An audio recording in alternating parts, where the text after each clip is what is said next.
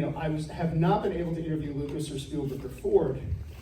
I've approached them many times. Many people have I've done over 60 interviews throughout the country over the course of 10 years. But Gannis was great because his interview, which took 8 years to finally get on the books, because he was living in Europe for a long time. I've been approaching people for years, and it takes a while. But Gannis, when he emailed me, months in advance, he's like, okay, well, I'm going to be in LA in October. How does 2 p.m. Friday, October 13th work? And this was back in August. I'm like, sure, just pray I don't get sick. So anyways, we did the interview, and he was able to talk about Lucas and Spielberg and Harrison Ford's reaction to seeing Amsel's work, particularly the re-release poster here. And he mentioned when Ford saw that, he's like, yeah, that's not bad. Which from Harrison Ford, that's like singing praises. So Adam, you were telling me that this is the re-release in 1982 after Raiders had kind of become a runaway monster hit. But he did the original poster as well, which I think is on the back of your Frida poster. Yes. Take a look at that. That's the original poster he did. And he hadn't seen the movie at the time.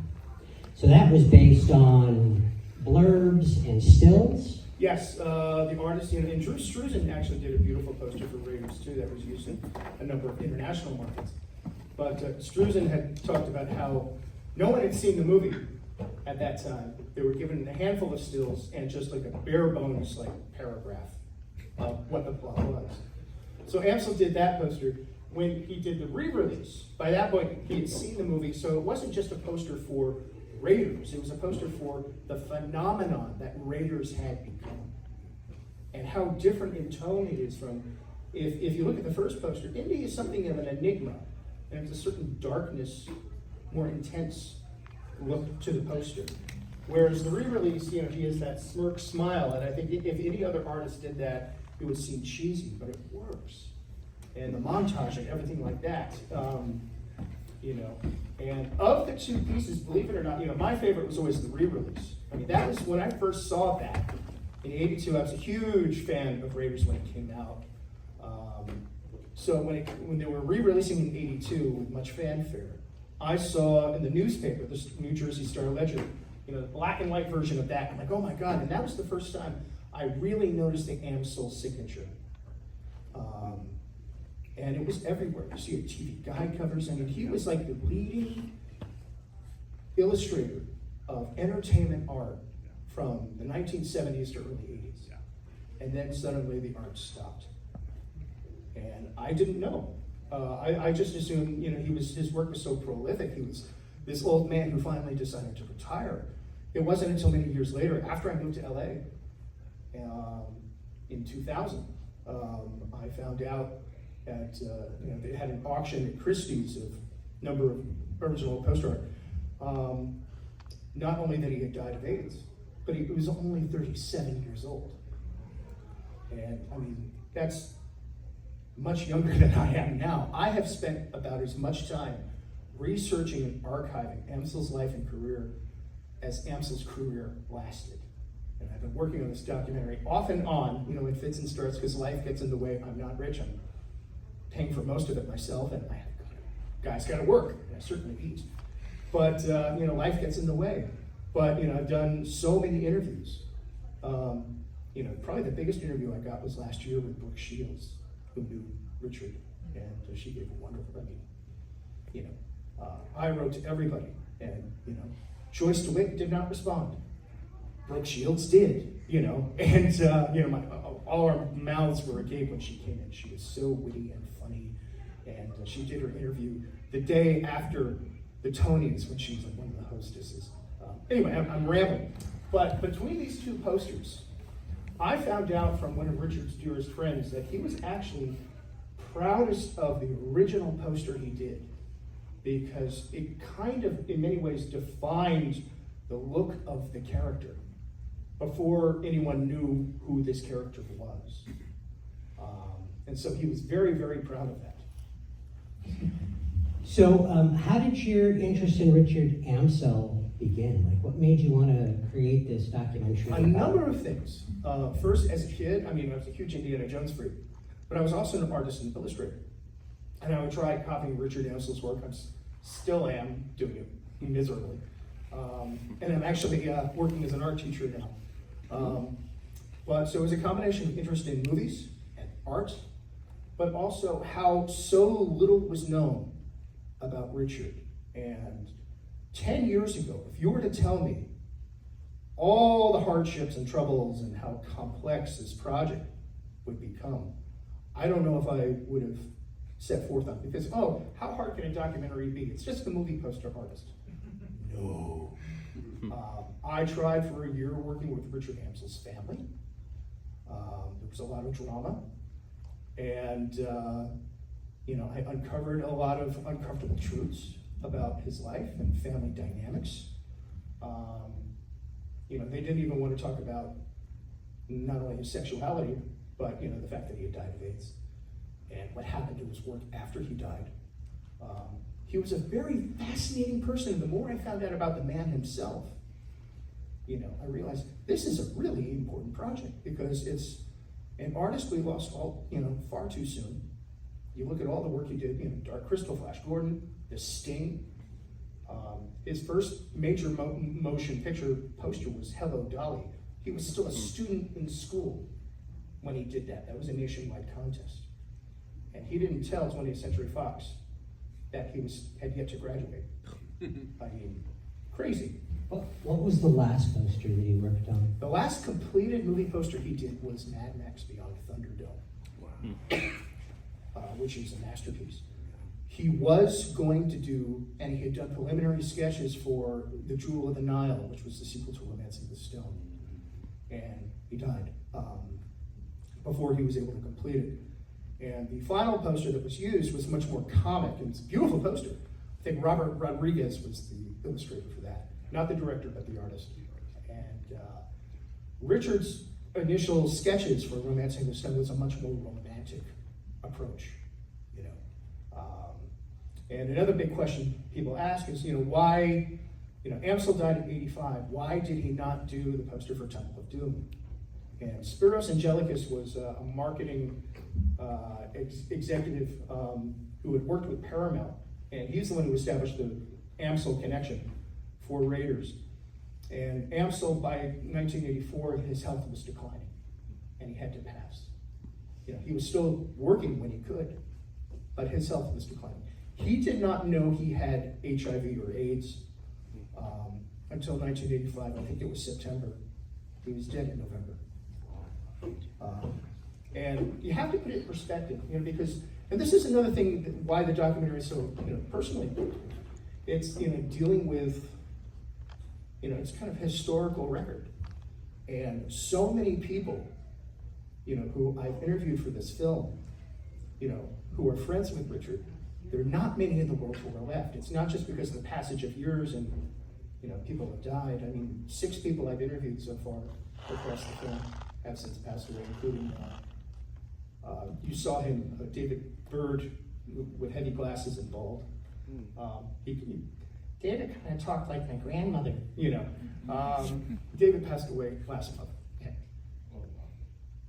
He became one of my best friends, and this film would not have been possible without him, and I miss him every day. Anyway, I digress. Can you speak a little bit about the Big Sleep piece that we have in the show? Sure. There was a remake of The Big Sleep by director Michael Winner in 1978, starring Bob Mitchum and Candy Clark. I myself, I'm not the biggest fan of it. I love the poster. And I just remember collecting Richard's posters all the time. And Michael Winner passed away relatively recently, a year or two ago. And some months back, his estate was up for sale in the UK, including his artwork, the actual final artwork, illustration that's used for the poster.